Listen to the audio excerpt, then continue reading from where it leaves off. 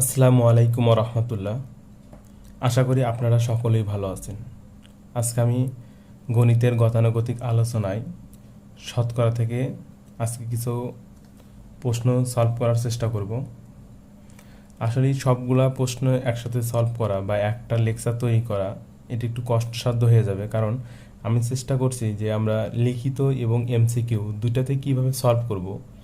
এজন্য একটা বা তিনটা বা চারটা পাঁচটা কোশ্চেন করলেই অনেকটা লেন্থ বেড়ে যাচ্ছে, মানে ভিডিও লেন্থটা বেড়ে যাচ্ছে। তাই আমি চেষ্টা করছি যে কিছু কিছু করে যাতে ভিডিওটির লেন্থটা বেশি না হয়ে আমরা যাতে খুব সহজেই অঙ্কগুলো ভালোভাবে লিখিত এবং এমসিকিউতে কীভাবে অ্যান্সার করব, এজন্য আমরা মানে ক্লাসের লেকচারগুলো বাড়ানো হচ্ছে।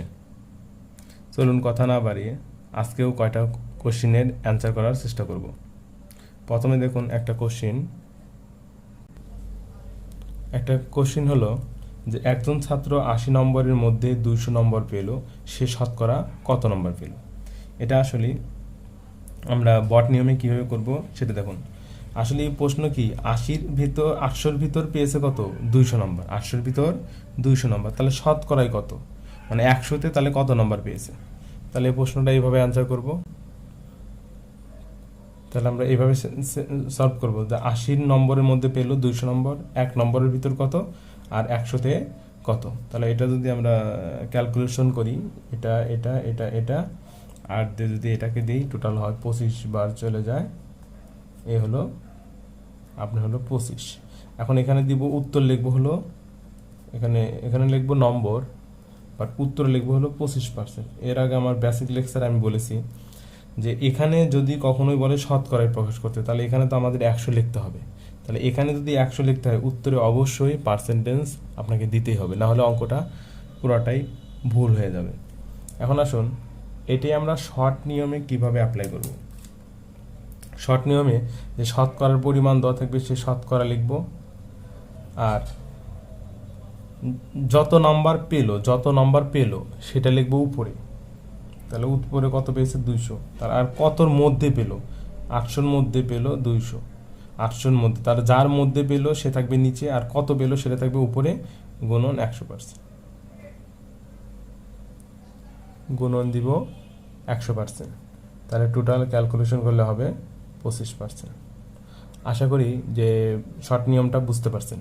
তাহলে এই নিয়মে যদি কোনো কোশ্চেন আসে, আশা করি আপনারা খুব সহজে সেটা সলভ করতে পারবেন। চলুন নেক্সট কোশ্চেনে চলে যাওয়া যাক। দেখুন দ্বিতীয় একটা কোশ্চেন হলো একটি সংখ্যার ৩০% এর 15%, 30%-এর 15% সমান 18 হলে সংখ্যাটি কত। তাহলে এটা আমরা শর্ট নিয়ম এবং বট নিয়ম একইভাবে করতে পারি। বট নিয়মে আমরা কথা দিব, শর্ট নিয়মে শুধু কথা দিব না। তাহলে এভাবে লিখবো যে ধরি, যেহেতু বলতো সংখ্যাটি, তাহলে ধরি সংখ্যাটি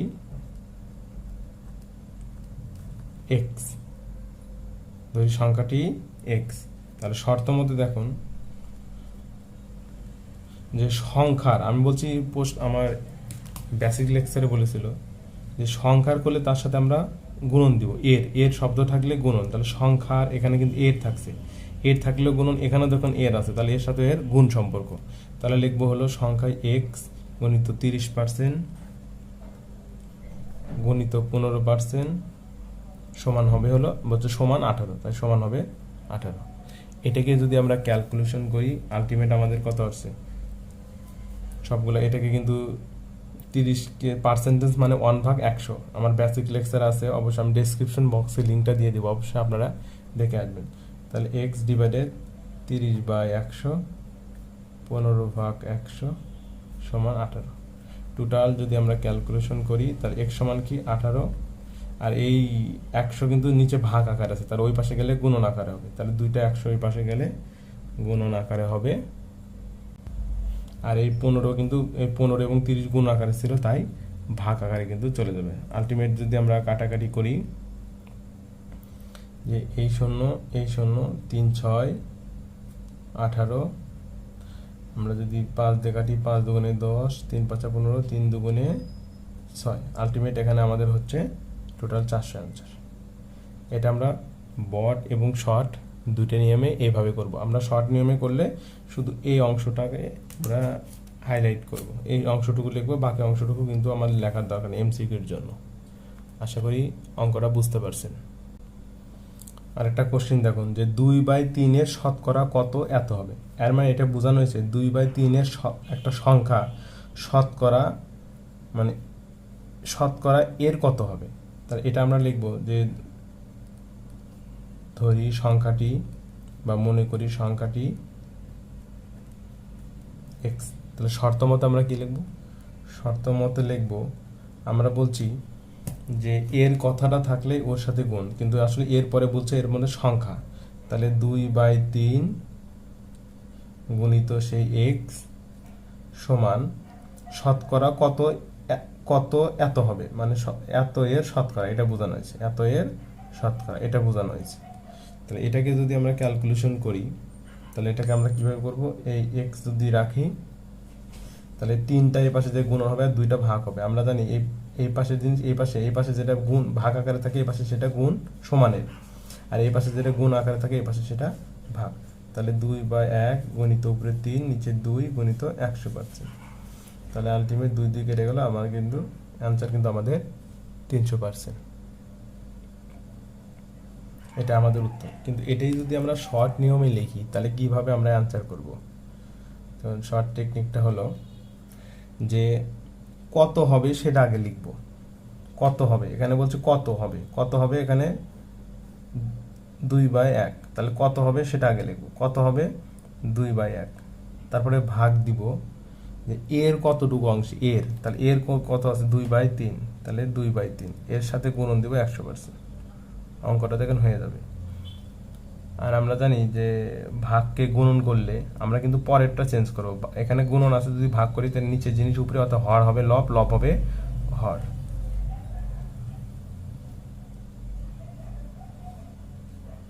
আলটিমেট 2 কেটে গেল, আলটিমেট কিন্তু আমাদের 300%ই আনসার।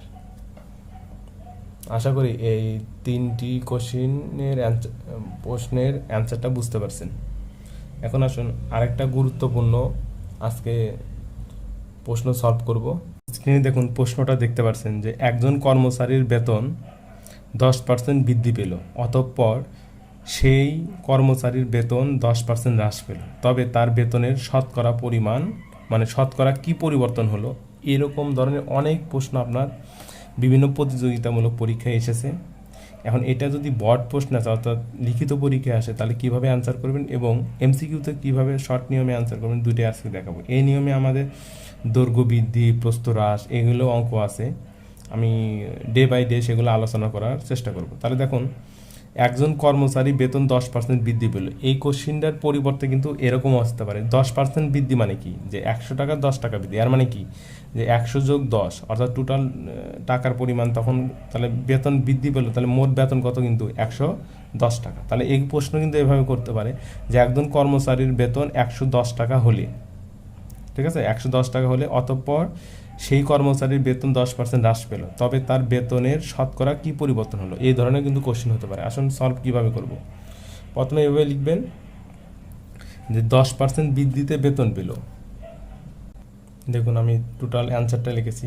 তাহলে প্রথম বলছে 10% বৃদ্ধি, তার 10% বৃদ্ধিতে বেতন হলো কত, 110 টাকা। আর মানে কি, তার ধরেন বেতন আগে 100 টাকা ছিল, এখন 10% বৃদ্ধি হয়েছে, তাই বেতনটা হলো 110 টাকা। আবার কি বলছে যে 10% তার হ্রাস হলো, তাহলে 10% হ্রাস মানে কি, বিয়োগ, তাহলে 90 টাকা। এখন দেখুন এই যে 10% বৃদ্ধি এটা কিন্তু তার আগে ছিল, পরে কিন্তু হয়েছে 90 টাকা। আগে ছিল 110 টাকা, পরে হয়েছে 90 টাকা, তাহলে পরিবর্তন কতটুকু।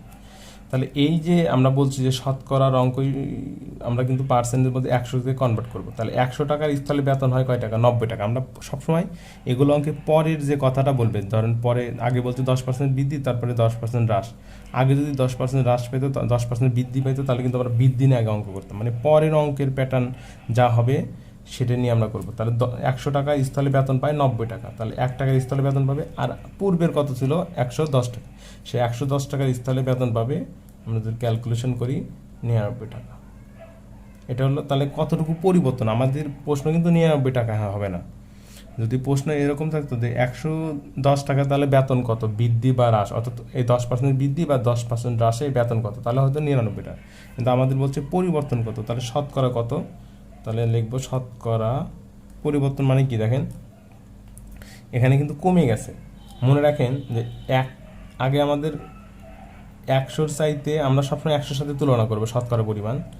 আমাদের যদি 100 আর আমরা 99, এখন আমাদের কি 100-র চাইতে 99 কি কম না বেশি? অবশ্যই কম। তাহলে কম যদি হয় তাহলে কমে গেছে। আর এখানে ধরেন 101 টাকা আসলো, তাহলে কিন্তু আসলে এখন 100-র চাই এটা কি বেশি না? তাহলেও কিন্তু বেড়ে যাবে। তাহলে শতকরা কমে সবসময় 100-র সাথেই হবে 99, অর্থাৎ হলো 1 টাকা। অর্থাৎ এখানে আমরা বলবো 1%, অর্থাৎ 100 থেকে এটা পার্সেন্ট 1%। এখন 1% এটাকে বলবেন কমে বা হ্রাসে। উত্তর কি বলবো?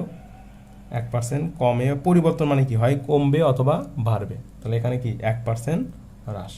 আবার একটু বলি যে এখানে যদি 100-র চাইতে কম হয়, 100-র চাইতে যদি কম হয় তাহলে হ্রাস বা কমে, আর যদি 100-র চাইতে বেশি হয় তাহলে বৃদ্ধি। আশা করি বুঝতে পারছি। এখানে এই মানটা যা আসবে সেটা কি 100-র চাইতে বড় না ছোট? অবশ্যই ছোট, তাহলে হ্রাস। আর যদি 100-র চাইতে বড় হতো তাহলে বৃদ্ধি। আশা করি এই প্যাটার্নে অঙ্কটা মানে বুঝতে পারছেন। এখন দেখুন শর্ট ট্রিক্সটা আমরা কীভাবে করব। শর্ট ট্রিক্স একদম সিম্পল। সূত্র হলো এরকম করব যে প্লাস মাইনাস ধরেন এক্স প্লাস মাইনাস ওয়াই